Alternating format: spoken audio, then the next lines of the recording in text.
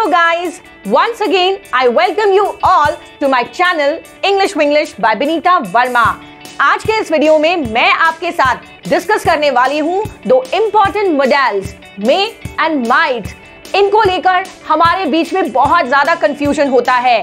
जब हमें मॉडल से रिलेटेड एक्सरसाइजेस दी जाती है तो हम बहुत ज्यादा कंफ्यूज हो जाते हैं। तो आज मे और माइट के बारे में हम जानेंगे बहुत आसान तरीके से, और साथ ही ये भी जानेंगे कि इन्हें कैसे यूज किया जा सकता है और कैसे इन दोनों के बीच में डिफरेंशिएट किया जा सकता है। अगर आप भी इन दोनों मॉडल्स को बहुत इजी वे में समझना चाहते हैं तो मेरे इस वीडियो को एंड तक जरूर देखिए। So guys, let's start the journey and we'll try to understand what is the basic difference between may and might। सबसे पहले हमें ये पता होना चाहिए कि may जो है वो प्रेजेंट फॉर्म है। जब भी हम डायरेक्ट स्पीच की बात करते हैं तो हम may का यूज करते हैं, वहीं जब हम डायरेक्ट स्पीच को इनडायरेक्ट में कन्वर्ट करते हैं तो हम might का यूज करते हैं, क्योंकि might may का पास्ट फॉर्म है। चलिए इसे थोड़ा एग्जाम्पल के थ्रू समझते हैं। I said we may still get the deal। ये हुआ डायरेक्ट स्पीच का एग्जाम्पल और ये प्रेजेंट टेंस में है, इसलिए हम may का यूज कर रहे हैं। वहीं अगर इसी सेंटेंस को हम इनडायरेक्ट स्पीच में कन्वर्ट करते हैं तो हम यहाँ पे might का यूज करेंगे, क्योंकि might may का पास्ट फॉर्म है। तब हमारा सेंटेंस कन्वर्ट होगा I said that we might still get the deal। Guys, अब थोड़ा और आगे बढ़ते हैं और समझते हैं कि may का यूज हम कहाँ कर सकते हैं।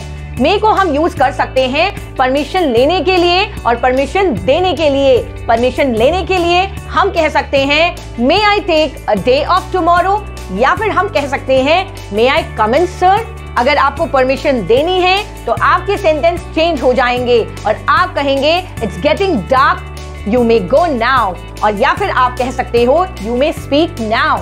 मे का यूज हम कर सकते हैं किसी विश को एक्सप्रेस करने के लिए या फिर ब्लेसिंग्स के लिए, जैसे कि मे गॉड ब्लेस यू, या फिर आप कह सकते हैं may you live a healthy and peaceful life.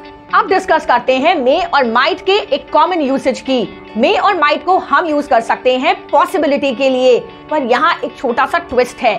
मे का यूज हम तब करते हैं जब पॉसिबिलिटी के चांसेस 50% हो या फिर 50% से ज्यादा, जबकि माइट का यूज किया जाता है रिमोट पॉसिबिलिटी के लिए, जिसके होने की संभावना बहुत कम होती है। एग्जाम्पल से थोड़ा और अच्छे से समझते हैं। I may need your car tomorrow, please keep it clean. तो इसके होने की संभावना बहुत ज्यादा है, जबकि माइट का यूज हम इस तरीके से कर सकते हैं it's quite late, they might not come today. So guys, I hope may और माइट के बीच का ये कंफ्यूजन आज के इस वीडियो से काफी हद तक क्लियर हुआ होगा। पर अगर अभी भी आपको डाउट है तो ग्रामर के एक रूल को फॉलो कीजिए, डू मोर प्रैक्टिस। प्रैक्टिस के साथ आप इनके एक्यूरेट यूजेस को बहुत अच्छे से समझ पाएंगे और आंसर दे पाएंगे। अगले वीडियो में मैं आपके लिए लेकर आने वाली हूँ शेल और शुड के बीच का डिफरेंस और इनका करेक्ट यूसेज। जाते जाते आपके लिए एक क्वेश्चन, जिसका आंसर आपको ड्रॉप करना है कमेंट बॉक्स में। ये क्वेश्चन है it's quite bright, it dash rain today. तो क्या होगा इसका राइट आंसर? जल्दी से कमेंट बॉक्स में ड्रॉप कीजिए। Till then, sayonara.